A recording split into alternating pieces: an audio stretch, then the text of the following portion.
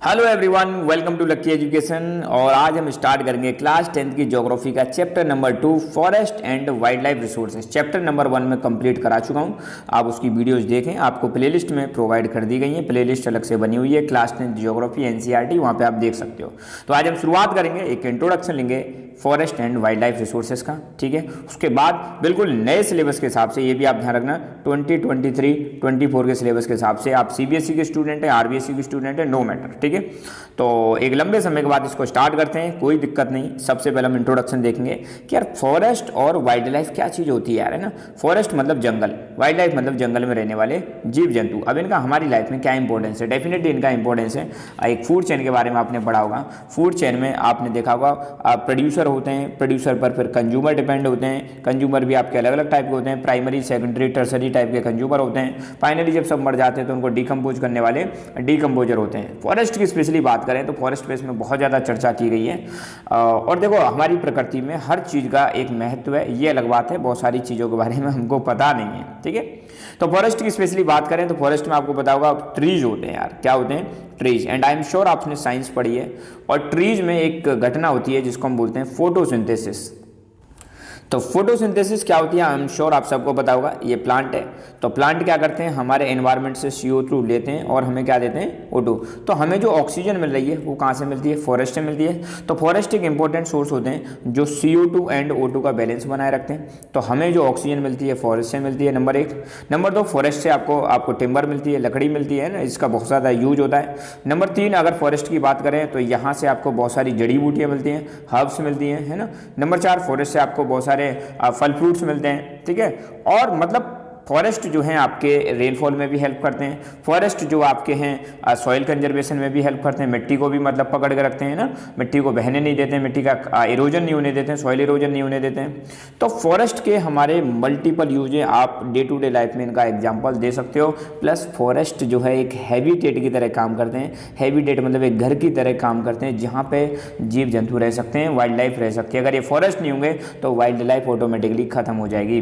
Forest नहीं होंगे तो आपको एक भी जीव जंतु यहाँ पे दिखाई नहीं देगा, ठीक है। तो नेचर में फॉरेस्ट का एक अलग ही योगदान है। और आपको पता है इंडिया की एक फॉरेस्ट पॉलिसी है, let me tell you, India की एक फॉरेस्ट पॉलिसी आई थी, नेशनल फॉरेस्ट पॉलिसी 1952 में, जहां पर ये मैंडेटरी कहा गया है कि इंडिया में एटलीस्ट जितनी भी जमीन है उसके 1/3 एरिया पे फॉरेस्ट होने चाहिए। मतलब आपका जो 33% एरिया है it should be reserve for the forest. ये हमारी नेशनल फॉरेस्ट पॉलिसी कहती है जो 1952 में आई थी। तो सरकार भी बहुत ज़्यादा फॉरेस्ट पे ध्यान दे रही है। इसलिए आपने देखा होगा नेचर से संबंधित बहुत सारे मतलब हम क्या कहते हैं, आपने निबंध भी आते हैं आपके, ऐसे आते हैं लिखने के लिए फॉरेस्ट का क्या महत्व है, इंपॉर्टेंस क्या है। तो बचपन से फॉरेस्ट के बारे में बताया जाता है। तो फॉरेस्ट अपने आप में एक बहुत अच्छा टॉपिक है। और अगर फॉरेस्ट नहीं होंगे तो आपको पता है बायोडाइवर्सिटी हमारी खत्म हो जाएगी। तो ultimately we are having an number of uses of forest, ठीक है, बहुत सारे यूजेज हैं। और इन्हीं फॉरेस्ट में आपको देखने को मिलेंगे जीव जंतु जिनका अपने अपने लेवल पर अलग अलग योगदान है, ठीक है। तो बुक से स्टार्ट करते हैं। आज सिर्फ हम इंट्रोडक्शन देखेंगे। क्या इंट्रोडक्शन दे रखा है? तो हमारी अर्थ, हमारी प्यारी अर्थ जो है, अर्थ जिसको हम बोलते हैं ब्लू प्लेनेट, ध्यान रखना ब्लू प्लेनेट बोलते हैं अर्थ को। अर्थ एक हैबिटेट है जहाँ पर ह्यूमन बींग्स के साथ साथ बाकी लिविंग बींग्स ही रहते हैं। अपनी पृथ्वी पर आप देखो, पृथ्वी पर इंसान तो रहते हैं, इंसान के साथ बाकी जीव जंतु भी रहते हैं। अपने आसपास देखो कितने सारे जीव जंतु हैं आपके पास, रह रहे कि नहीं रह रहे, ठीक है। तो अर्थ क्या है? इन सब जीव जंतुओं के लिए, इंसानों के लिए हैबिटेट का काम करता है। हैबिटेट का मतलब है एक आवास, एक जगह जहाँ पे लोग रह सकें। तो जब भी वर्ड हैबिटेट आए, हैबिटेट का मतलब समझ लेना आवास। हमारी पृथ्वी पे बहुत सारी बायोडाइवर्सिटी पाई जाती है। अब बायोडाइवर्सिटी, अच्छा बायोडाइवर्सिटी का कलेश खत्म करते हैं यार। सबसे पहले लेट्स लिसन बायोडाइवर्सिटी। बायोडाइवर्सिटी का मतलब कोई पर्टिकुलर एरिया है, सपोज ये पर्टिकुलर एरिया भरतपुर है, एक जगह है राजस्थान में, डिस्ट्रिक्ट है भरतपुर, ठीक है। अब भरतपुर एक एरिया हो गया, तो भरतपुर में कितने प्लांट की स्पीसीज पाई जाती हैं, कितने एनिमल की स्पीसीज पाई जाती हैं, इन्हीं को हम क्या बोलते हैं? बायोडाइवर्सिटी। मतलब किसी पर्टिकुलर एरिया में कितने प्लांट पाए जाते हैं, कितने एनिमल पाए जाते हैं, उन सबका सम कर दो, टोटल निकाल दो, that will be called biodiversity. Biodiversity की सबसे सिंपल डेफिनेशन है the species of plants and animals found in the particular area is called biodiversity. किसी पर्टिकुलर एरिया में total number of species of plants and animals, इसी को हम क्या बोलते हैं, बायोडायवर्सिटी। बायोडायवर्सिटी वर्ड को अगर हम ब्रेकअप करें तो ये इसमें दो हैं, बायो प्लस डायवर्सिटी। बायो का मतलब होता है प्लांट और एनिमल्स और डायवर्सिटी का मतलब है वेराइटी। तो हम ऐसे कह सकते हैं बायोडायवर्सिटी में बायो और डायवर्सिटी वर्ड है, बायो में प्लांट और एनिमल और डायवर्सिटी में की वेराइटी। तो किसी भी पर्टिकुलर जगह पर जो भी टोटल नंबर ऑफ प्लांट और एनिमल की स्पीसीज होती हैं उसी को हम क्या बोलते हैं, बायोडायवर्सिटी। अब ये बायोडायवर्सिटी आपको पता है कहीं पर ज्यादा होगी कहीं पर कम होगी। जहां पे बायोडायवर्सिटी ज्यादा है आपका सीधा सीधा मतलब है वहां पे प्लांट की संख्या ज्यादा है, एनिमल की संख्या ज्यादा है। जहां पे बायोडायवर्सिटी कम है वहां पे प्लांट की संख्या कम है, एनिमल की संख्या कम है। थोड़ा और ज्योग्राफिकल पर्सपेक्टिव से अगर हम देखें तो आपने देखा होगा ये हमारी पृथ्वी है, अर्थ है, अर्थ में बीच में इक्वेटर जा रही है। इक्वेटर के उस पर ट्रॉपिक ऑफ कैंसर है, नीचे ट्रॉपिक ऑफ कैप्रिकॉर्न है। इस जगह पर आपको देखने को मिलेगा, इसको हम बोलते हैं ट्रॉपिकल एरिया। यहाँ हैवी रेनफॉल होती है, हैवी रेनफॉल होने की वजह से, यहाँ पे बरसात अच्छी होने की वजह से यहाँ पे बायोडायवर्सिटी बहुत ज़्यादा पाई जाती है। और इसी एरिया में दुनिया के सबसे बड़े फॉरेस्ट अमेजन फॉरेस्ट भी पाए जाते हैं, जिनको लंग्स ऑफ द वर्ल्ड भी बोला जाता है। तो मतलब जहाँ पे आपको रेनफॉल अच्छी मिलेगी, ध्यान देना, रेनफॉल जहाँ पे अच्छी मिलेगी वहाँ ऑटोमेटिकली बायोडायवर्सिटी बढ़ जाएगी। जहाँ पे रेनफॉल कम मिलेगी वहाँ पे बायोडायवर्सिटी कम हो जाएगी। ठीक है, तो यहाँ पे आते हैं वापस। तो अर्थ हमारी एक हैबिटेट है जहाँ पे बहुत सारे लोग रहते हैं, इंसान रहते हैं, इंसानों के साथ साथ लिविंग बींग्स रहते हैं, प्लस अर्थ पे बहुत सारी बायोडायवर्सिटी पाई जाती है। अब आप समझ होंगे यहाँ पे चाहे माइक्रो ऑर्गेनिज्म ले लो, बैक्टीरिया ले लो, लाइकेन ले लो, बैनियन ट्री ले लो, एलिफेंट ले लो, वेल्स ले लो, ये सब किसका पार्ट है, बायोडायवर्सिटी का पार्ट है। मैंने बताया था बायोडायवर्सिटी मतलब टोटल नंबर ऑफ प्लांट की species, total number of animal की स्पीसीज, सम टोटल कर दो, that will be called biodiversity. ठीक है, ह्यूमन जो है बाकी ऑल लिविंग ऑर्गेनिज्म के साथ मिलकर कॉम्प्लेक्स वेव बनाते हैं, इकोलॉजिकल सिस्टम। मतलब ह्यूमन जो है ना आपके इंटरडिपेंडेंट है। अब हम यार अब बताओ हमारे खाने पीने की चीजें कहाँ से आ रही है, हमारे आसपास से ही तो आ रही है। हमारे खाने पीने के लिए अनाज चाहिए भैया ना, अनाज कहाँ से आ रहा है, फसलों से आ रहा है, तो हम इस पर डिपेंडेंट है। हमें फल फ्रूट्स चाहिए, वो भी कहाँ से आ रहे हैं, आसपास से आ रहे हैं, पेड़ पौधों से आ रहे हैं। हमें सब्जियां चाहिए, वो भी कहाँ से आ रहे हैं, आसपास से आ रहे हैं, है ना। तो हम जो है पूरी तरह से डिपेंडेंट है ना। दूसरी बात, फॉरेस्ट का इसमें एक बड़ा इंपॉर्टेंट रोल लेता है। फॉरेस्ट जो है एक प्राइमरी प्रोड्यूसर है ना। अब जब हम फूड चेन में पढ़ते हैं तो प्रोड्यूसर कौन होते हैं, इनको साइंस की भाषा में हम ऑटोट्रॉप्स बोलते हैं। क्या बोलते हैं, ऑटोट्रॉप्स बोलते हैं, पढ़ लिया होगा आपने। ऑटोट्रॉप होते हैं जो अपना खाना खुद बनाते हैं और फोटोसिंथेसिस करते हैं। क्या करते हैं, फोटोसिंथेसिस करते हैं। तो फॉरेस्ट क्या है, प्रोड्यूसर है जो खाना बनाते हैं। कैसे बनाते हैं, फोटोसिंथेसिस करके बनाते हैं। अब फॉरेस्ट पर ही बाकी सारी चीजें डिपेंड है। जस्ट इमेजिन अगर फॉरेस्ट को खत्म कर दी जाए, प्लांट्स को खत्म कर दिया, कैसे जियोगे भाई, कहाँ से आएगा आपका खाने पीने का सामान, कहाँ से आएंगे आपकी फसलें, कहाँ से आएंगे आपकी फल फ्रूट सब्जियां, सारी चीज़ें, दालें कहाँ से आएंगी। तो भैया हम सभी, इवन जितनी भी पूरी दुनिया है, पूरी दुनिया किस पर टिकी हुई है, फॉरेस्ट पर और प्लांट्स पर टिकी हुई है। अगर इन फॉरेस्ट और प्लांट कम हो जाएंगे हम सब की हालत ख़राब हो जाएगी। कहाँ से खाएंगे, कहाँ से पिएंगे। तो इसलिए फॉरेस्ट और जो प्लांट्स हैं उनको बचाना दैट इज़ वेरी इंपॉर्टेंट। और ख़ास बात, ऑक्सीजन इनसे मिलती है। अगर सोचो फॉरेस्ट को हम कट करेंगे, जिसको हम बोलते हैं डिफॉरेस्टेशन, तो ऑक्सीजन कम हो जाएगी, CO2 का लेवल बढ़ जाएगा। और आप सबको पता है CO2 एक ग्रीन हाउस गैस है, और ग्रीन हाउस गैसेस क्या करती हैं, अर्थ का टेम्परेचर बढ़ा देती हैं। और अर्थ का टेम्परेचर बढ़ जाता है तो जिसको हम बोलते हैं ग्लोबल वार्मिंग। और ग्लोबल वार्मिंग जब होगी तो पृथ्वी का टेम्परेचर बढ़ेगा, ग्लेशियर्स मेल्ट होंगे, ग्लेशियर्स मेल्ट होंगे तो ओशन का लेवल बढ़ जाएगा, बाढ़ आएगी, तबाही हो जाएगी। तो इसका मतलब दुनिया को तबाही से बचाने के लिए फॉरेस्ट का एक अपने आप में बहुत बड़ा रोल है। फॉरेस्ट अपने आप में बहुत बड़ी चीज़ है। ठीक है, तो धीरे धीरे हम ऐसे ही डिस्कस करते चलेंगे चीज़ों के बारे में, डोंट वरी। बस वीडियो में मेरे में एक ही चीज़ आपको स्पेशल मिलेगी, थोड़ा सा लेंथ ज़्यादा रहेगी हमारे वीडियोज की। हम टॉपिक बाई टॉपिक डिस्कस करेंगे, वन शॉट वाला सिस्टम मेरे पास यहाँ पे नहीं है, मैं बिल्कुल डिटेल में डिस्कस करूँगा। ठीक है, तो ये चीज़ समझ में आ गई। प्राइमरी प्रोड्यूसर क्या होते हैं, प्राइमरी प्रोड्यूसर जो अपना खाना खुद बनाते हैं। और अब सिंपल सी बात है, जब ये अपना खाना खुद बना रहे हैं तो बहुत सारे लोग इन पर डिपेंड रहते हैं। और इंसानों को हमको क्या बोलते हैं, हम कौन सी कैटेगरी में आते हैं, हम हेटेरोट्रॉप्स की कैटेगरी में आते हैं, साइंस की भाषा में बात करें। ठीक है, तो बायोलॉजिकल डाइवर्सिटी या बायोडाइवर्सिटी आपको प्लांट में भी देखने को मिलेगी, आपको वाइल्ड लाइफ में भी देखने को मिलेगी। और यहाँ पे ये सब आपस में एक दूसरे पर इंटरडिपेंडेंट है, एक दूसरे पर डिपेंड है। ये मैंने बताया था, फॉरेस्ट होंगे तो जीव जंतु होंगे, फॉरेस्ट नहीं होंगे तो जीव जंतु भी खत्म हो जाएंगे। यार खाना कहाँ से मिलेगा उनको, सिंपल सी बात है। ठीक है, तो ये बायोडाइवर्सिटी प्लांट में भी मिलेगी और अपने आसपास भी मिलेगी। आपको कमेंट करके बताना है, प्लीज मस्ट कमेंट, आपको कमेंट करके बताना है आपके आसपास किस किस टाइप के प्लांट हैं और कौन कौन से एनिमल्स आपके आसपास पाए जाते हैं। मैं जानना चाहूंगा वही क्या है आपकी बायोडाइवर्सिटी है। ठीक है, सो मस्ट कमेंट। ठीक है, तो ये देखो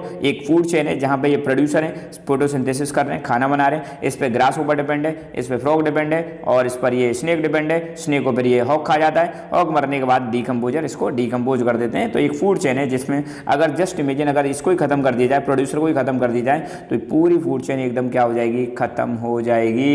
इसलिए फॉरेस्ट को बचाना बहुत इंपॉर्टेंट है। अंडरस्टूड। अब importance of biodiversity for human lifes के लिए इंपॉर्टेंट क्या है? देखो वैसे तो आप बता सकते हो कि बायोडाइवर्सिटी जैसे हमें फूड मिलता है, हमें डिफरेंट टाइप्स की क्रॉप्स मिलती हैं, दाल मिलती हैं, सब्जी मिलती हैं, है ना, फल फ्रूट्स मिलते हैं, इसके अलावा हमें मेडिसिनल प्लांट मिलते हैं, इसके अलावा ये सॉइल की कंजर्वेशन में हेल्प करती है बायोडाइवर्सिटी। इसके अलावा बता सकते हो बायोडाइवर्सिटी जो है सोर्स ऑफ लाइवलीहुड भी है किसानों के लिए। तो ये चीज़ें आप एडिशनली लिख भी सकते हो, मगर बुक में जो लिख रहा है वो भी आपको बताना है। इसका इंपॉर्टेंस बुक के हिसाब से अगर देखें तो बुक कहती है कि ह्यूमन बीइंग जो है बायोडाइवर्सिटी में एक कंप्लीट इकोलॉजिकल सिस्टम बनाते हैं जहां पर इंसान जो है आपस में एक दूसरे पर डिपेंडेंट है अपने एग्जिस्टेंस के लिए। इंसान कैसे अपने मतलब आसपास के एरिया पे डिपेंडेंट है, क्योंकि देखो बेटा आसपास के फसलें बायोडाइवर्सिटी का पार्ट है कि नहीं है, और इस पर हम डिपेंडेंट है। क्यों डिपेंडेंट है? अगर फसलें नहीं होंगी तो हमें क्या नहीं मिलेगा, खाना नहीं मिलेगा। हमारे आसपास फॉरेस्ट है, फॉरेस्ट का एक अपना योगदान है, फॉरेस्ट से हमें बहुत सारी चीज़ें मिलती हैं ना, और फॉरेस्ट से फल फ्रूट्स मिलते हैं, जड़ी बूटियाँ मिलती हैं, ऑक्सीजन मिलती है, सॉइल कंजर्वेशन करते हैं। तो इस प्रकार हम अगर देखें तो हम बायोडाइवर्सिटी पर पूरी तरह से क्या है, डिपेंडेंट है। बायोडाइवर्सिटी में ऐसा नहीं है सिर्फ प्लांट ही पढ़ोगे, फॉरेस्ट ही पढ़ोगे, बायोडाइवर्सिटी में एनिमल्स भी आ जाएंगे। बताओ हम दूध कहाँ से पीते हैं भैया? जानवरों से। जानवर भी किसका पार्ट है? बायोडाइवर्सिटी का पार्ट है ना। बहुत सारे लोग मांस मीट खाते हैं, वो भी कहाँ से मिलती है? जानवरों से मिलती है। तो इस प्रकार हम कह सकते हैं इंसान जो है अपने आसपास की बायोडाइवर्सिटी पर पूरी तरह से डिपेंडेंट है, और अगर आसपास बायोडाइवर्सिटी खत्म होती है तो हमारा सर्वाइवल, हमारा एग्जिस्टेंस मतलब हमारा अस्तित्व खतरे में पड़ जाएगा। ठीक है।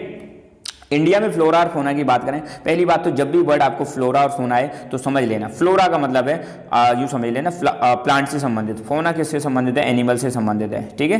तो फ्लोरा में क्या आ जाएंगे? प्लांट कम्युनिटी आ जाएगी, और फोना में क्या आ जाएंगे? एनिमल कम्युनिटी आ जाएगी। तो इंडिया एक ऐसी जगह है जहाँ पे बहुत सारे प्लांट और बहुत सारे एनिमल्स की स्पीसीज पाई जाती हैं, variety of flora variety of फोना पाया जाता है। India one of the richest country है बायोडाइवर्सिटी के मामले में। इंडिया में बहुत सारी बायोडाइवर्सिटी पाई जाती है। अगर मैं स्पेशली बात करूं तो इंडिया में सबसे ज़्यादा जो बायोडाइवर्सिटी पाई जाती है ना, वो कहाँ पर पाई जाती है? देख लो इस मैप के सारे से।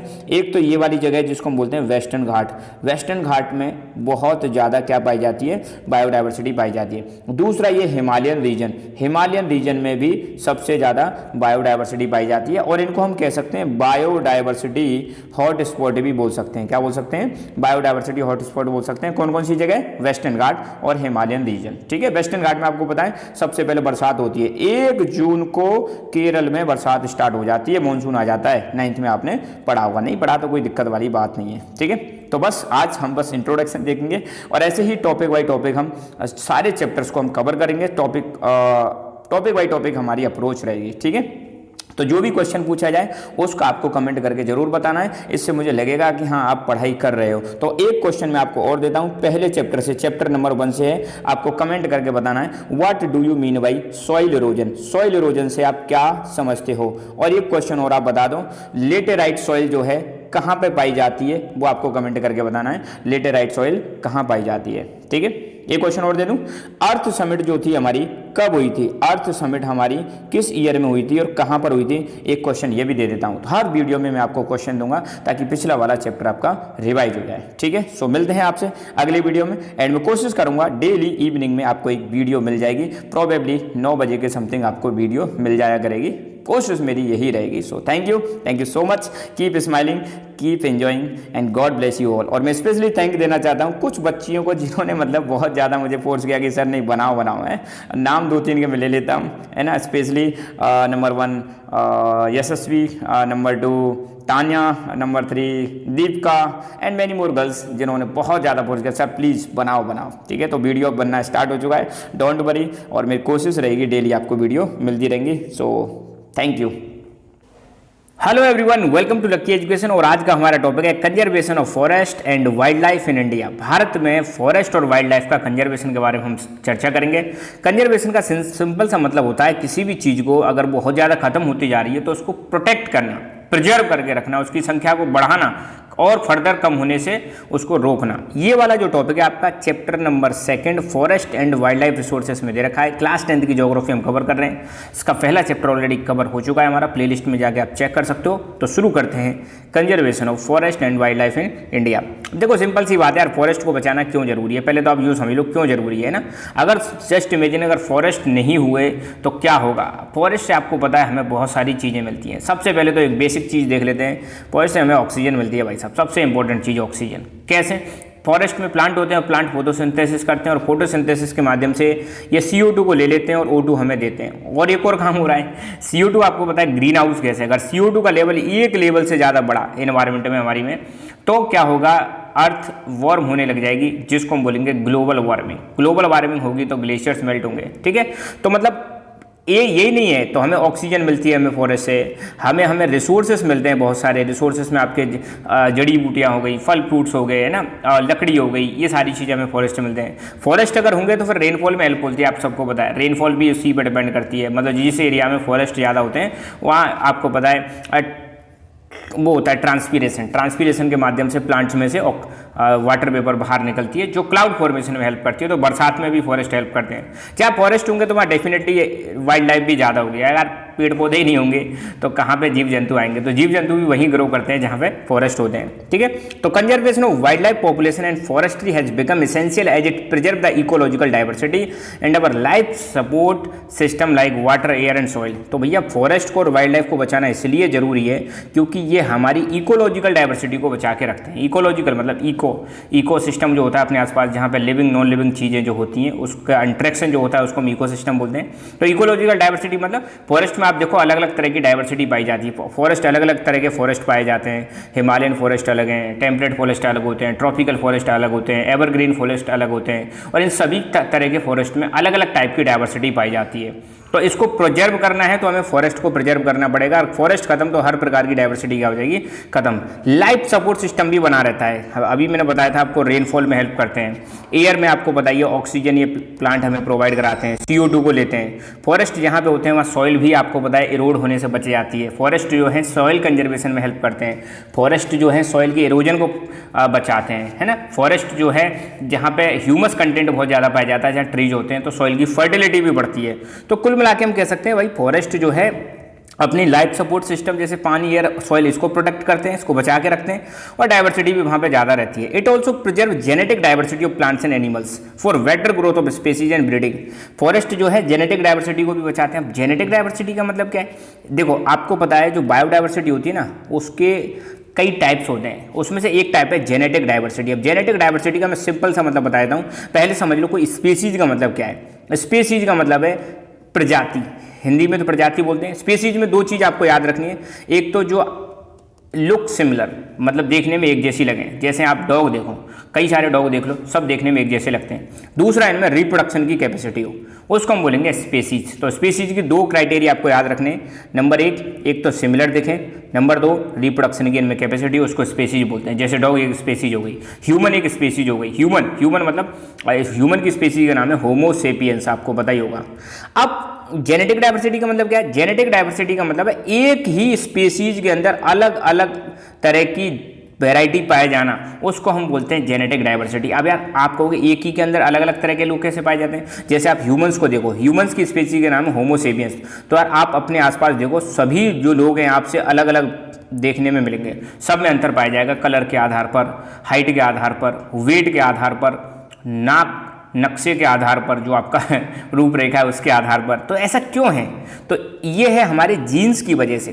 तो जीन्स की वजह से जो डाइवर्सिटी होती है प्लांट और एनिमल्स के अंदर उसको बोलते हैं जेनेटिक डाइवर्सिटी। प्लांट्स में भी आपने देखा होगा कई तरह के रोज के प्लांट्स पाए जाते हैं, है ना, कई तरह के मैंगो के प्लांट्स पाए जाते हैं, कई तरह के राइस के प्लांट पाए जाते हैं, कई तरह के व्हीट के प्लांट पाए जाते हैं। तो ये कैसी डाइवर्सिटी है, जेनेटिक डाइवर्सिटी। तो भाई साहब ये जो है इनको प्रिजर्व करने में हेल्प करते हैं forest. Fisheries too are heavily dependent on maintenance of aquatic biodiversity. अब मछली पालन जो है वो भी बहुत ज़्यादा इंपॉर्टेंट है, वो भी बहुत ज़्यादा डिपेंडेंट है किस पे, एक्वेटिक डाइवर्सिटी को अगर हम प्रिजर्व करेंगे तो मछली भी बनी रहेंगी। एक्वेटिक मतलब पानी के अंदर जो बायोडाइवर्सिटी पाई जाती है। अब बायोडाइवर्सिटी को प्रोटेक्ट करने के लिए या फॉरेस्ट और वाइल्ड लाइफ को प्रोटेक्ट करने के लिए सरकार ने बहुत सारे कदम उठाए हैं, जिनमें से 3 इंपॉर्टेंट है। एक तो सरकार ने वाइल्ड लाइफ प्रोटेक्शन एक्ट लेके आई थी सरकार 1972 में, बहुत इंपॉर्टेंट बन जाता है। वाइल्ड लाइफ प्रोटेक्शन एक्ट कब आया था? 1972। इसके एक साल बाद ही 1973 में, ध्यान रखना, प्रोजेक्ट टाइगर स्टार्ट किया था सरकार ने, है ना, टाइगर्स को प्रिजर्व करने के लिए। दूसरा सरकार ने क्या किया, बहुत सारे रिजर्व स्टैब्लिश किए। तीसरा क्या किया सरकार ने, कई सारी स्पेसीज को बचाने के लिए, स्पेसिफिक स्पेसीज को बचाने के लिए प्रोजेक्ट चला दिए ताकि उन स्पेसीज को बचाया जा सके। तो एक एक करके इन सबको देखते हैं। Number 1, wild life protection act. Wild life मतलब जंगली जीव, तो जंगली जीवों को बचाने के लिए सरकार ने पहली बार कदम उठाया 1972 में, और इस कदम को हम बोलेंगे वाइल्ड लाइफ प्रोटेक्शन एक्ट 1972। तो इस एक्ट को 1972 में इम्प्लीमेंट कर दिया, और इस एक्ट के तहत ऐसे प्रोविजंस किए गए, ऐसे प्रोविजंस मतलब प्रस्ताव किए गए ताकि जो वाइल्ड लाइफ का हैबिटेट है, हैबिटेट मतलब जैसे शेर है जंगल में रहता है तो वो क्या हो जाएगा, उसका हैबिटेट हो जाएगा। हैबिटेट मतलब निवास। तो ये जंगली जीव जिस एरिया में पाए जाते हैं उस एरिया को ही प्रोटेक्ट कर दो, हैबिटेट को ही प्रोटेक्ट कर दो। इस एक्ट के तहत इंडिया लेवल पर, ऑल इंडिया लेवल पर एक लिस्ट तैयार की गई प्रोटेक्टेड स्पीसीज की, कि कौन कौन सी स्पीसीज इस एक्ट के अंदर प्रोटेक्टेड हैं। और जो स्पीसीज प्रोटेक्टेड होंगे तो सीधी सीधी बात है, उनकी हंटिंग नहीं कर सकते आप, उनमें उनका ट्रेड नहीं कर सकते। तो under this act remaining population of certain endangered species is protected by banning hunting and restricting trade in wild life. तो ध्यान रखना, वाइल्ड लाइफ प्रोटेक्शन एक्ट 1972 में आया। वाइल्ड लाइफ प्रोटेक्शन एक्ट के तहत वाइल्ड लाइफ के हैबिटेट को protect करने के लिए बहुत सारे प्रोविजंस किए गए। ऑल इंडिया लेवल पर प्रोटेक्टेड स्पीसीज की एक लिस्ट पब्लिश की गई। बची कुची जो स्पीसीज है उनमें जो इंडेंजर्ड स्पीसीज हैं उनको प्रोटेक्ट करने के लिए सरकार ने हंटिंग पर बैन लगा दिया, और जो ट्रेड है उस पर भी इन्होंने रेस्ट्रिक्शंस लगा दी। अब इंडेंजर्ड स्पीसीज क्या होती हैं? देखो, एक होती है एक्सटिंक्ट स्पीसीज। एक्सटिंक्ट स्पीसीज वो होती हैं जो विलुप्त हो चुकी हैं, उनका एक भी सिंगल ऑर्गेनिज्म अभी है अवेलेबल नहीं है। मतलब जैसे फॉर एग्जांपल डायनासोर्स एक्सटिंक्ट हो चुके हैं, राइट। डोडो बर्ड जो है एक्सटिंक्ट हो चुका है, तो अब सिर्फ किताबों में उनके बारे में पढ़ने को मिलता है, उनको बोलते हैं एक्सटिंक्ट, मतलब विलुप्त प्रजातियां। अब इंडेंजर्ड क्या होती है? ये वो स्पीसीज होती हैं जो एक्सटिंक्ट होने की कगार पर हैं, on the verge of extinction, अगर इनको प्रोटेक्ट नहीं किया गया। इसलिए सरकार ज़्यादा फोकस करती है इंडेंजर्ड पर, क्योंकि इंडेंजर्ड को अगर बचाया नहीं गया तो फ्यूचर में ये क्या बन जाएंगी, एक्सटिंक्ट बन जाएंगी। अब देखो, एक्सटिंक्ट जो हुई उनका बारे में हम कुछ कर नहीं सकते, तो सरकार किस पे ज़्यादा फोकस करती है? इंडेंजर्ड स्पीसीज पे ज़्यादा फोकस करती है।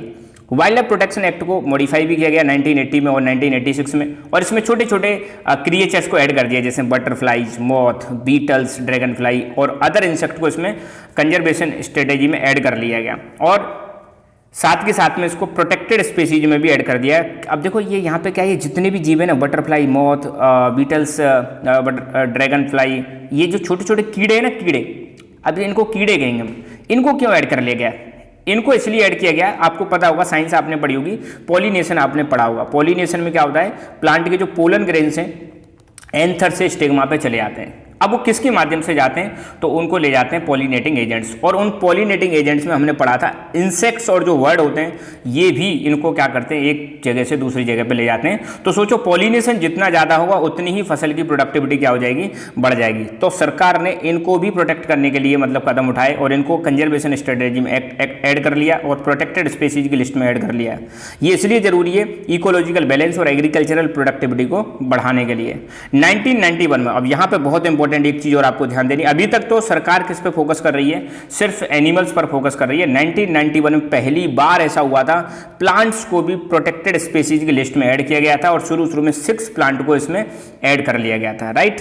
दूसरा सरकार का मेजर है रिजर्व स्टैब्लिश करना। रिजर्व मतलब एक बहुत बड़े एरिया को बोल देना कि भैया ये रिजर्व है, अब यहाँ पे आप बाकी सारी एक्टिविटीज नहीं कर सकते जो नॉर्मल एरियाज में करते हैं, और यहाँ पे जीव जंतु रहते हैं, तो ये प्रोटेक्टेड एरिया, उसको हम रिजर्व बोल देंगे। तो इसलिए सरकार क्या करी, तो बायोडाइवर्सिटी को सरकार ने प्रोटेक्ट करने के लिए सेंट्रल और स्टेट गवर्नमेंट ने कई सारे कदम उठाए, जैसे नेशनल पार्क्स बना दिए, वाइल्ड लाइफ सेंचुरीज बना दी, वर्ल्ड सेंचुरीज बना दी, बायोस्फीयर रिजर्व कर दिया।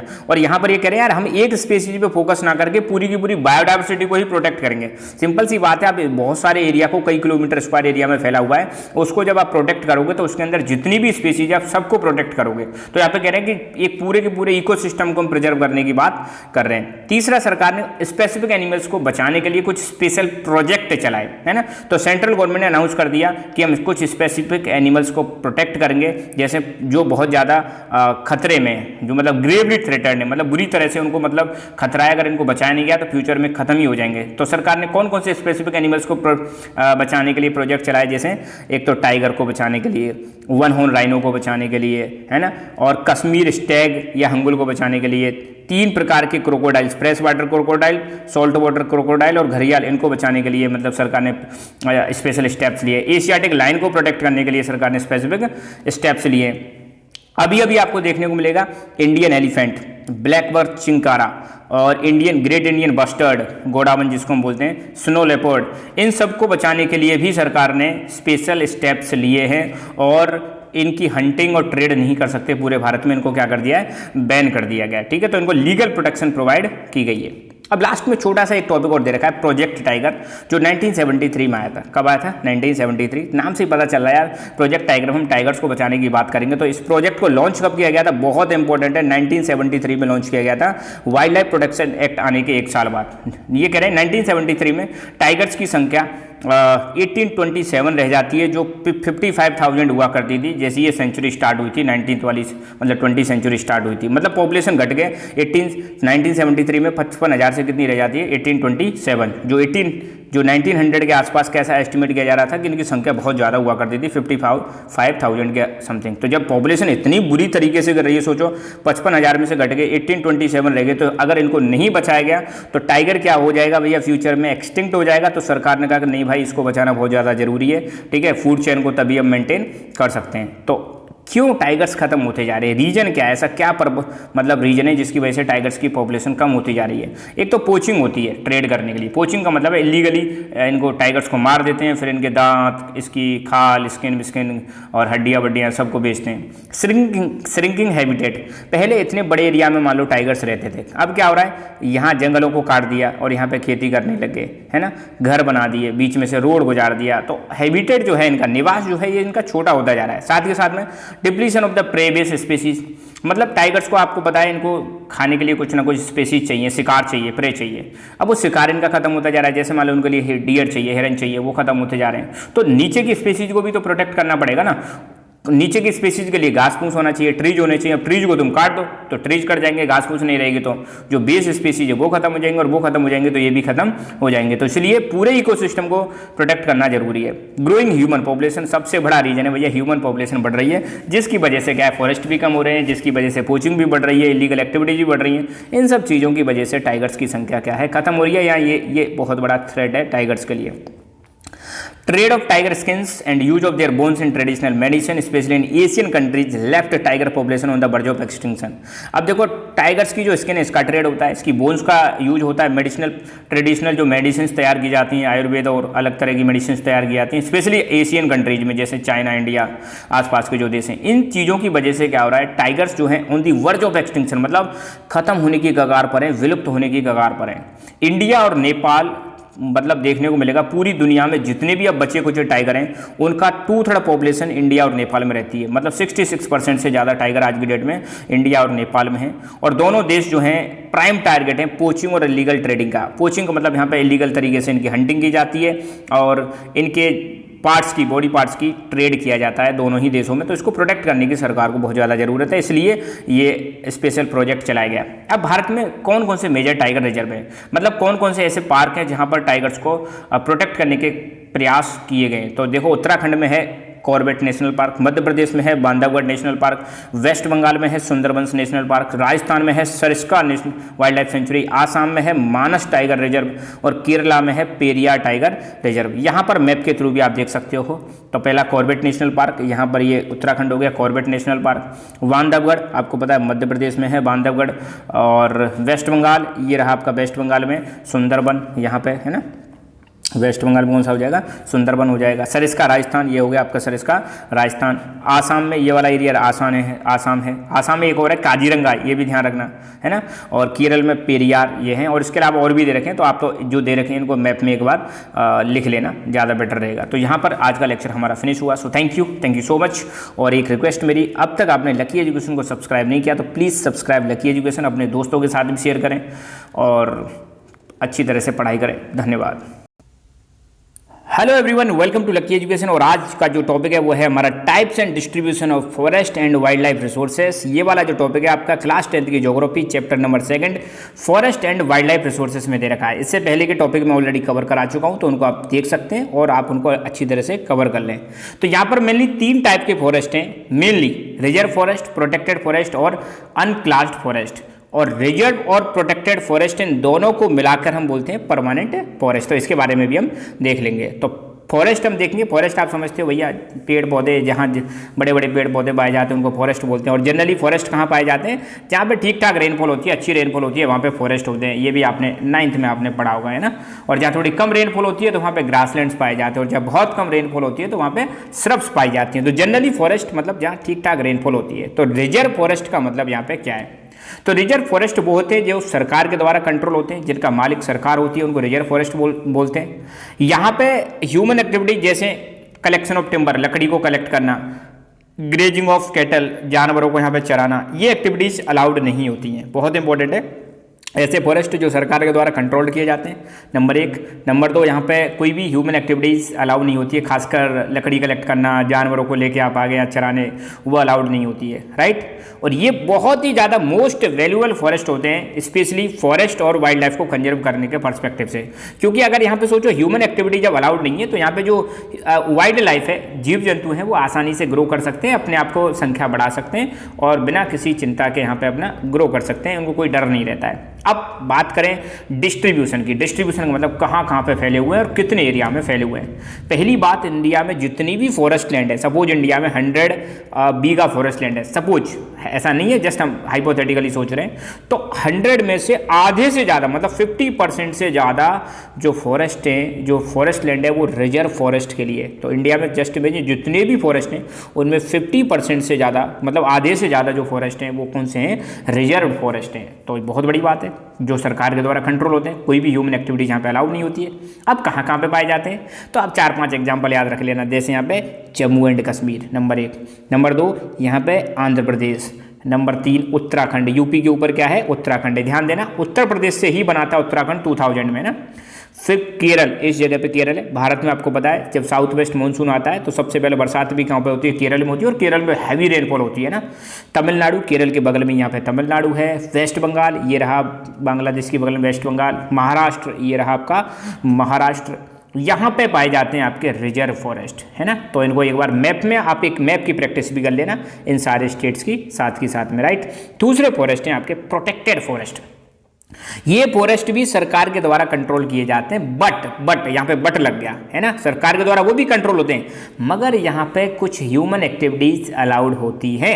और वो उसमें ये भी लिखा हुआ है कि भाई डैमेज नहीं होना चाहिए, है ना। जैसे आप यहाँ पे लकड़ी ले जा सकते हो कलेक्ट करके, आप यहाँ पे जानवरों को ला सकते हो चराने के लिए, है ना। लोकल लोग, ज़्यादा नहीं, सिर्फ जो फॉरेस्ट के आसपास वाले मतलब लोग हैं वही यहाँ पे अपने जानवरों को ला सकते हैं, चरा सकते हैं, लकड़ी कलेक्ट कर सकते हैं, मगर डैमेज नहीं होना चाहिए फॉरेस्ट। ऐसा नहीं कि तुम जानवर चराने आए और साथ के साथ में पेड़ काट के ले गए, दैट्स नॉट फेयर, राइट।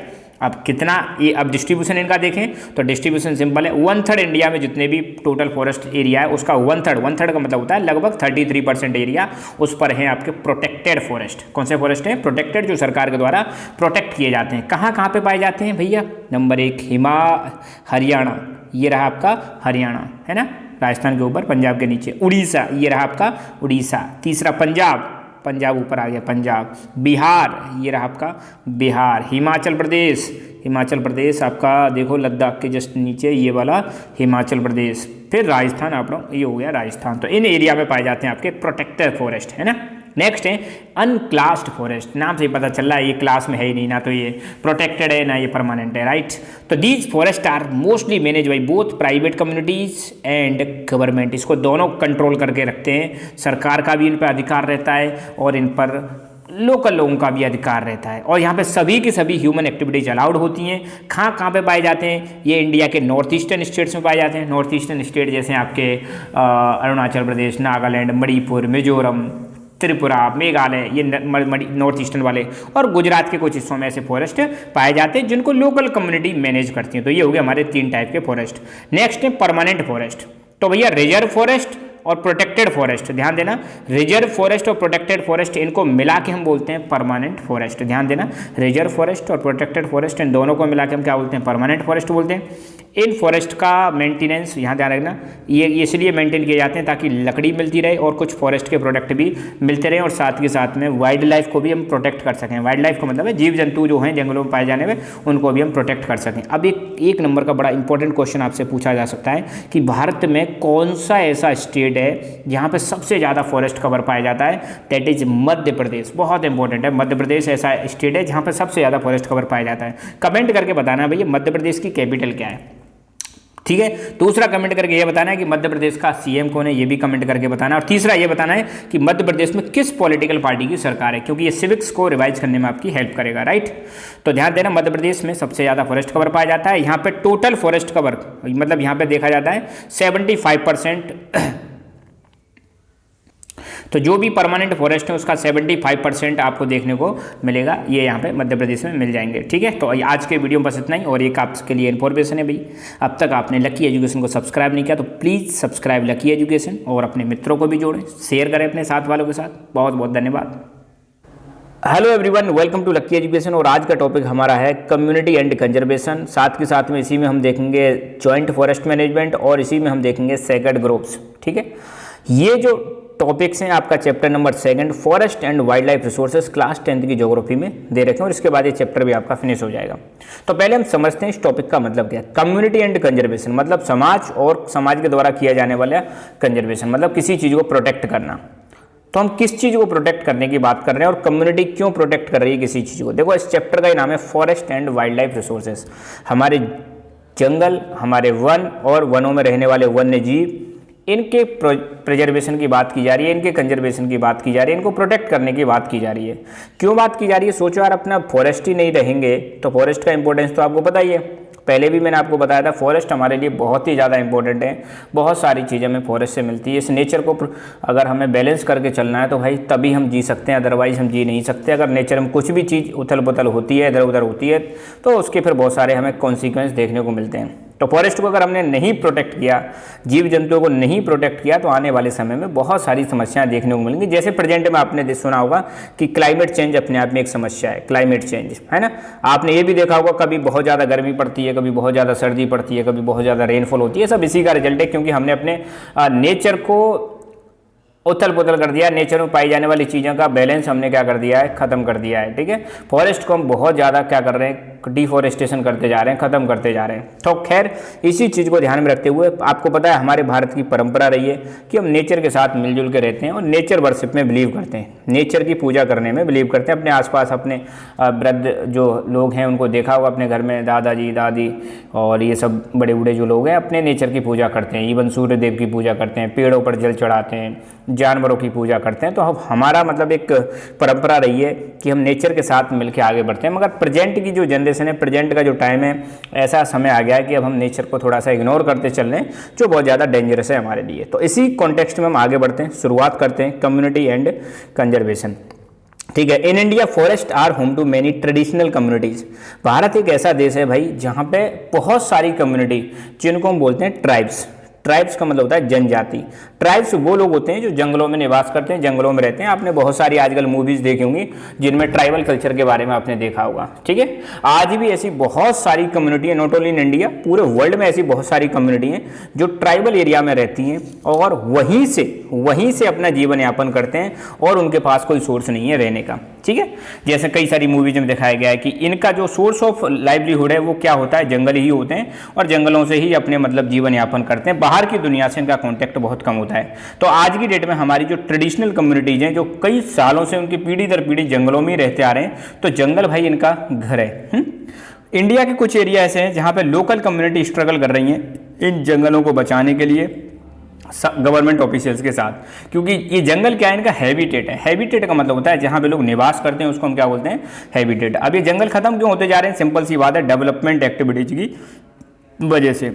अब डेवलपमेंट एक्टिविटीज का मतलब क्या है, जंगलों को माइनिंग करने के लिए काटा जा रहा है, या कहीं पर डैम बनाने की वजह से जंगल जो है खत्म हो रहे हैं। नेक्स्ट वाले चैप्टर में आप देखोगे नर्मदा बचाओ आंदोलन, तो नर्मदा बचाओ आंदोलन उसी चीज़ को लेकर है। नर्मदा डैम बनाया जा रहा है जिसमें बहुत सारा फॉरेस्ट एरिया सबमर्ज हो जाएगा। कहीं पर रोड गुजारे जा रहे हैं जंगलों से, कहीं पर रेलवे लाइन गुजारी जा रही है, कहीं पर जंगलों को एग्रीकल्चर के लिए काटा जा रहा है, कहीं पर जंगलों में आपको देखने को मिलेगा सेटलमेंट, मतलब घर बनाए जा रहे हैं काट काट के। तो ये खत्म हो रहे, तो इसलिए लोकल कम्युनिटी जो है वो कह रही है भैया हमारे वनों को बचाओ, जंगलों को बचाओ, ये तो हमारा मतलब जीवन है, अगर यही खत्म हो जाएंगे तो हम कहाँ जाएंगे, है ना। Destruction of natural forest has severely affected many poor rural and tribal communities. अब ये जैसे ही जंगल खत्म हो रहे हैं, इनका डिस्ट्रक्शन हो रहा है, ये बर्बाद हो रहे हैं, तो इसकी वजह से जो बेचारे गरीब लोग हैं गाँव में रहने वाले स्पेशली, और ट्राइबल कम्युनिटीज हैं, ये पूरी तरह से जंगलों पर डिपेंड रहती हैं अपने फ्यूल के लिए, फॉडर के लिए, फूड के लिए, मेडिसिन के लिए, हाउसिंग के लिए, हर चीज़ के लिए पूरी तरह से किस पे रहते हैं, जंगलों पे डिपेंड रहते हैं। सोचो अगर ये जंगल ही नहीं रहेंगे तो ये कहाँ जाएंगे, क्योंकि आपकी तरह हमारी तरह इतने ज़्यादा एजुकेटेड नहीं है, इतने ज़्यादा मतलब वो नहीं है कि बाहर जाके जॉब कर सकें। ये पूरी तरह से आउटर कम्युनिटी से दूर रहते हैं, अपनी ही कम्युनिटी में मस्त रहते हैं। अगर जंगल खत्म हो गए तो इनकी बहुत ज़्यादा समस्या आ जाएगी। तो इसलिए ये लोग क्या हैं, प्रोटेस्ट कर रहे हैं। Due to this destruction, many communities have taken to protest and other struggles। तो ये जब जंगलों का बर्बाद जब जंगल हो रहे, तो इसी वजह से बहुत सारी कम्युनिटी ऐसी हैं जो प्रोटेस्ट कर रहे हैं, स्ट्रगल कर रहे हैं कि भाई हमारे जंगलों को बचाओ। इसके कुछ एग्जाम्पल आपको देखने को मिलेंगे इस प्रोटेस्ट की और स्ट्रगल के, कहाँ कहाँ पर मतलब ऐसे प्रोटेस्ट किए जा रहे हैं, या इतिहास में क्या पहले कभी ऐसे प्रोटेस्ट हुए थे जंगलों को बचाने के लिए। तो एक तो आपने फेमस सुना होगा, देखो मैं उसको पहले ही बता देता हूँ। पेड़ों को बचाने के लिए राजस्थान में भैया अमृता देवी का नाम आपने जरूर सुना होगा, हालांकि किताब में नहीं दे रखा है। अमृता देवी ने पेड़ों से चिपककर अपनी और उसकी 3 बेटियों की जान चली गई थी, पेड़ों से चिपक गए थे पेड़ों को बचाने के लिए, खासकर खिजड़ी ट्री को बचाने के लिए, है ना। इसीलिए अमृता देवी का नाम सबसे पहले आता है, जिसका और उन्होंने शुरुआत कर दी थी चिपको मूवमेंट की। हालांकि यहाँ पे चिपको मूवमेंट तो दे रखा है, मगर अमृता देवी के बारे में नहीं दे रखा है, जो वैष्णवी कम्युनिटी से बिलोंग करते थे, राइट। खैर, अब बुक वाले एग्जाम्पल देखते हैं कि कहाँ कहाँ पर प्रोटेस्ट किए जा रहे हैं जंगलों को बचाने के लिए या वाइल्ड लाइफ को बचाने के लिए। पहला एग्जाम्पल दे रखा है Sariska tiger reserve in Rajasthan. Rajasthan के अलवर में आपका सरिस्का टाइगर रिजर्व है। राजस्थान का एक डिस्ट्रिक्ट है अलवर, वहाँ पर सरिस्का टाइगर रिजर्व है। यहाँ के विलेजर्स ने प्रोटेस्ट किया। क्यों प्रोटेस्ट किया? यहाँ क्या हो रहा था, माइनिंग एक्टिविटी हो रही थी आसपास के एरिया में। तो लोगों ने कहा कि यार अगर तुम जंगल वाले एरिया में, यहाँ के आसपास वाले एरिया में माइनिंग एक्टिविटी करोगे तो इसकी वजह से हमारा नेचर भी मतलब डिस्ट्रक्ट हो जाएगा, यहाँ पे पेड़ पौधे खत्म हो जाएंगे, यहाँ पे जीव जंतु खत्म हो जाएंगे। और उन्होंने हवाला दिया कि वाइल्ड लाइफ प्रोटेक्शन एक्ट में ये चीज़ें वर्जित हैं, आप इन चीज़ों को नहीं कर सकते, और यहाँ पर अपना प्रोटेस्ट दर्ज किया। एक एग्जाम्पल तो ये हो गया आपका। दूसरा एग्जाम्पल दे रखा है वही अलवर डिस्ट्रिक्ट राजस्थान का। यहाँ के कुछ 5 गांव के लोगों ने ये डिक्लेयर कर दिया कि 12 एकड़ ऑफ फॉरेस्ट लैंड, मतलब अपने 5 गांव के आसपास में लगभग 1200 एकड़ की जमीन को इन्होंने बोल दिया कि ये हो गया फॉरेस्ट लैंड, और इसका नाम दे दिया भैरवदेव डाकब सेंचुरी, मतलब भैरवदेव डाकब सेंचुरी। और इन्होंने बोल दिया कि यहाँ पर अब ये जो हमने जमीन डिक्लेयर कर दी 1200 एकड़ जमीन, इसको फॉरेस्ट डिक्लेयर कर दिया, बोल दिया कि अब यहाँ पर जो रूल्स एंड रेगुलेशंस होंगे उनको हम बनाएंगे। और साथ के साथ में उन्होंने बोल दिया कि यहाँ पर अब किसी भी प्रकार की हंटिंग, किसी भी प्रकार की मतलब हंटिंग यहाँ पर अलाउ नहीं करेंगे। और साथ के साथ में बाहर से जो इंक्रोचमेंट होता है, बाहर से लोग यहाँ पे आते हैं इसको घेरने की कोशिश करेंगे, उसको हम अलाउ नहीं करेंगे। दूसरा एग्जाम्पल ये हो गया, ठीक है। तीसरा दे रखा चिपको मूवमेंट। चिपको मूवमेंट हिमालयाज में किया गया। हिमालयाज मतलब यहाँ पे स्पेशली उत्तराखंड की बात कही जा रही है, बुक में क्लियरली सारी चीज़ें दे नहीं रखी हैं। तो ये चिपको मूवमेंट जो स्टार्ट हुआ था, मैंने पहले बता दिया, राजस्थान में स्टार्ट हुआ था सबसे पहले। तो बाद में फिर ये हमारे देश जब आज़ाद हो गया, आज़ादी के बाद आपको देखने को मिलेगा उत्तराखंड से शुरुआत होती है, उत्तराखंड वाले रीजन में शुरुआत होती है किसकी, चिपको मूवमेंट की। हालांकि खुद उत्तराखंड कब बनाता है, 2000 में बनाता है, मगर वही हिमालयन डिस्ट्रिक्ट जो है वहाँ पर, यहाँ हिमालयन जो रीजन है यहाँ पर शुरुआत हुई थी चिपको मूवमेंट की। और यहाँ पर इन्होंने क्या किया, जो डिफॉरेस्टेशन किया जा रहा था उस डिफॉरेस्टेशन का इन्होंने विरोध किया। रजिस्ट का मतलब है किसी चीज का विरोध करना, है ना। तो इन्होंने विरोध किया, और साथ ही साथ में यही नहीं, इन्होंने एफोरेस्टेशन भी किया।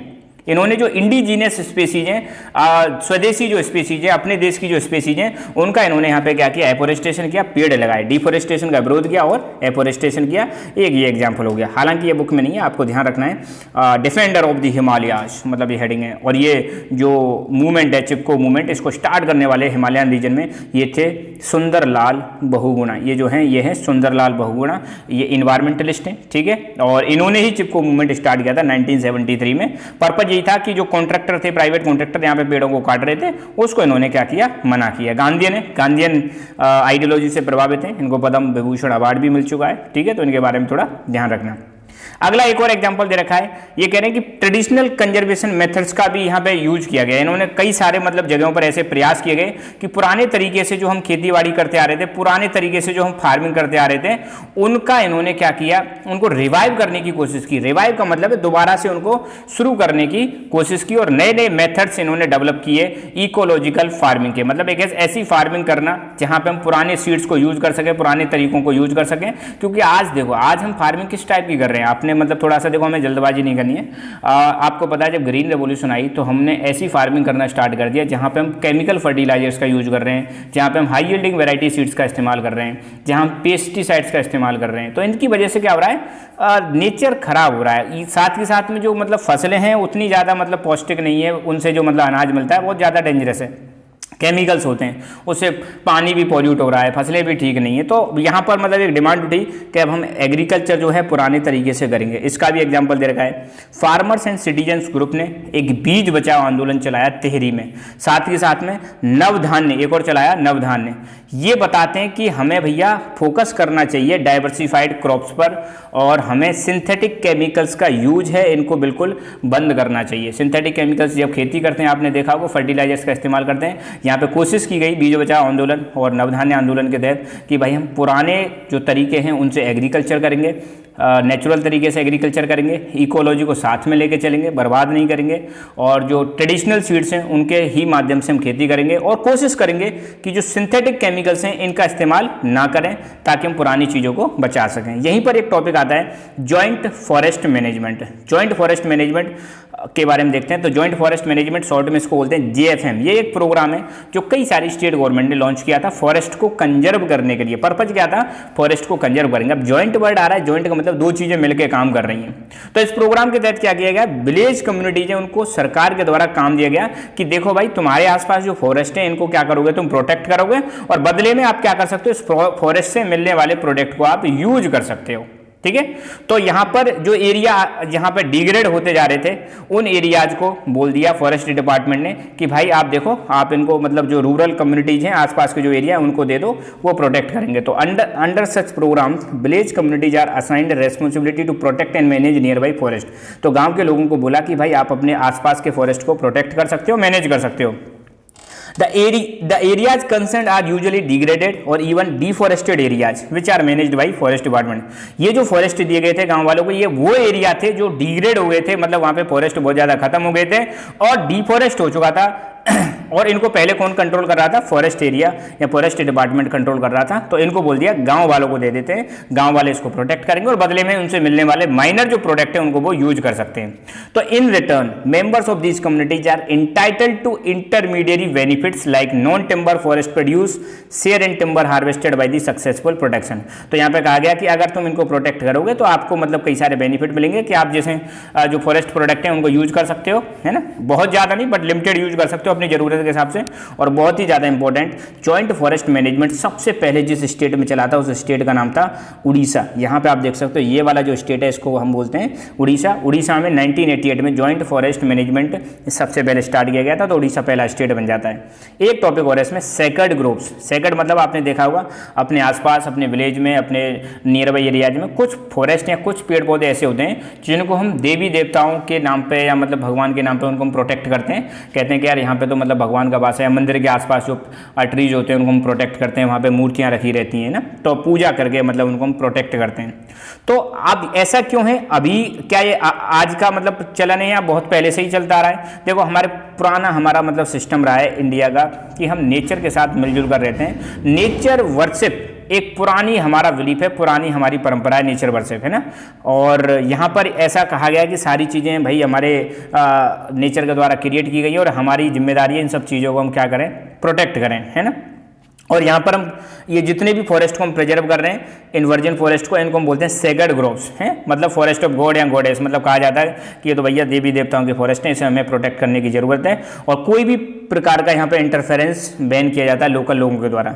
अच्छा, सेक्रेड ग्रोव्स वो है जिनको सरकार प्रोटेक्ट नहीं कर रही है, लोकल लोग ही प्रोटेक्ट कर रहे हैं, यहाँ पे किसी ने जिम्मेदारी नहीं दी है, ये मतलब किसी ने बोला हो, सरकार ने बोला हो, नहीं, ये इसको लोकल लोगों के द्वारा ही प्रोटेक्ट किया जाता है, देवी देवताओं के नाम पे प्रोटेक्ट किया जाता है। अच्छी बात है यार, ये अच्छी प्रैक्टिस है हमारे यहाँ पे। और ऐसा ही नहीं है, यहाँ पे हम पूजा भी करते हैं, आपने देखा होगा ट्रीज की हम पूजा करते हैं, जैसे कहा जा रहा है मुंडा और संथाल्स, मुंडाज और संथाल्स जो छोटा नागपुर प्लेट्यू रीजन है, यहाँ पे ये पूजा करते हैं भैया महुआ, एक प्लांट है जिसका साइंटिफिक नेम है वेसिया लेटिफोलिया। महुआ एक प्लांट है जिसका नाम है साइंटिफिक वेसिया लेटिफोलिया, एंड दूसरा है कदम, कदम का साइंटिफिक नेम दे रखा है एंथोसिफेलस और कदम ट्रीज, तो इनका ही ये पूजा करते हैं। तो पूछा जा सकता है क्वेश्चन, मुंडाज और संथाल जो लोग हैं छोटा नागपुर वाले रीजन में रहते हैं, तो ये कौन कौन से ट्री की पूजा करते हैं, तो महुआ और कदम पूजा कर रहे हैं, तो सिंपल सी बात है, इसको ये प्रोटेक्ट भी करके रखते हैं। साथ के साथ में उड़ीसा बिहार के जो ट्राइबल लोग हैं ये पूजा करते हैं टेमरिंड, टेमरिंड जिसको हम इमली बोलते हैं, और मैंगो की पूजा करते हैं जब शादी वाला सीजन होता है, शादी के टाइम पे इमली और आम की पूजा करते हैं। इमली का साइंटिफिक नेम है टेमरिंडस इंडिका और मैंगो का साइंटिफिक नेम है मैंजीफेरा इंडिका, तो शादी के दौरान ये इनकी पूजा करते हैं, ठीक है। और पीपल और बेनियन ट्री आपने देखा होगा, इनकी भी, ये भी, इनको भी सेक्रेड माना जाता है, इनको भी पवित्र माना जाता है, और इनकी भी गांव में आप देखना बहुत ज़्यादा पूजा पाठ करते हैं ना। साथ ही साथ में राजस्थान में अभी बात कर रहा था, बिश्नोई कम्युनिटी है, कौन सी कम्युनिटी, बिश्नोई कम्युनिटी है, जिसके कई सारे प्रिंसिपल्स हैं, और तो ये भी क्या करते हैं, ब्लैक बक, चिंकारा, नीलगाय, पीकॉक, इनको अपनी कम्युनिटी का हिस्सा मानते हैं और इसकी प्रोटेक्शन करते हैं। और ये बिश्नोई कम्युनिटी वही है जिसने सलमान खान पर भी केस कर दिया था, आपको बताओ तो सलमान खान ने एक मतलब ब्लैक बक, मतलब एक काले रंग का यहाँ पे शिकार कर दिया था, उसके बाद उस पर केस कर दिया था। तो मतलब ये बहुत ज़्यादा सेंसिटिव है, बहुत ज़्यादा नेचर के प्रति, और अपने नेचर की क्या करते हैं, पूरी प्रोटेक्शन करते हैं। तो साथ के साथ में हमें भी सीखने की ज़रूरत है भाई, इस चैप्टर को पढ़ने के बाद हमें भी मतलब नेचर कंजर्वेशन पे फोकस करना चाहिए, है ना। ट्रीज को कम से कम काटना चाहिए, और हो सके तो आप प्लांटेशन करो, कम से कम 1-2 पेड़ तो लगाओ, ताकि आप कह सकें कि यार ये 2 पेड़ हमने लगाए, 2-2 पेड़ आप सब लोग लगाएंगे अपने अपने घरों में, तो मतलब बहुत ज़्यादा इंस्पिरेशन मिलेगा बाकी लोगों के लिए, और उसके नीचे बैठने का एक अलग ही मतलब आनंद होता है, ठीक है। तो इस चैप्टर को पढ़ने के बाद आप एक जरूर मतलब ये कोशिश करें कि ट्री जरूर लगाएं, ठीक है। सो थैंक यू सो मच, और यहाँ पर अपना चैप्टर भी फिनिश होता है।